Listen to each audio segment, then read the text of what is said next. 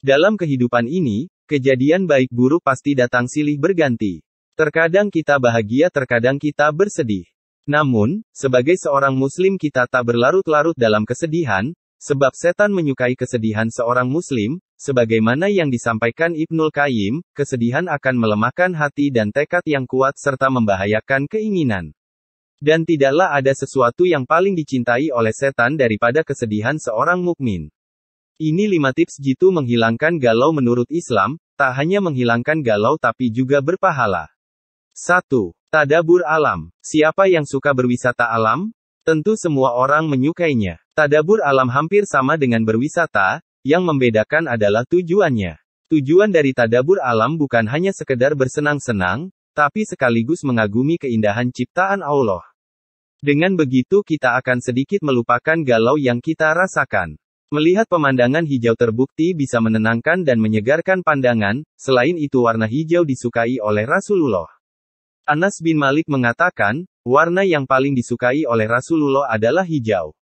2. Membaca atau mendengarkan ayat suci Al-Quran. Membaca atau mendengarkan lantunan ayat suci Al-Quran, juga merupakan salah satu cara menyembuhkan galau.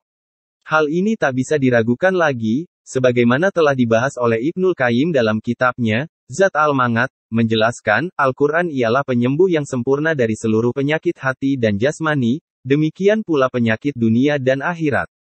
3. Berzikir. Berzikir adalah ibadah mengingat Allah dengan mengagungkan namanya. Mengingat Allah akan membuat kita lupa dengan kegalauan yang tengah kita hadapi. Tak hanya itu, mengingat Allah juga membawa ketentraman hati. Sebagaimana Allah berfirman dalam Al-Quran Surat Ar-Ra'd ayat 28, Allah berfirman, orang-orang yang beriman lagi hati mereka menjadi tenteram dengan mengingat Allah. 4.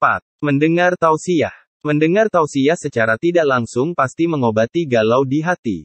Apalagi jika tema tausiah yang dibawakan sesuai dengan pengalaman pribadi.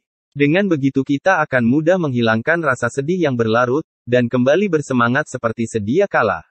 5. Curhat kepada Allah. Curhat kepada Allah lewat doa akan membuat batin terasa lega. Hati pun akan terasa lebih lapang.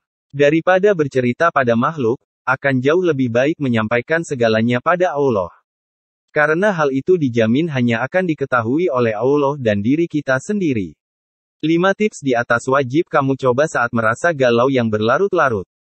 Tak hanya mengobati luka batin, cara-cara di atas juga mendatangkan pahala, galau pun menjadi perantara kita lebih dekat dengan Allah.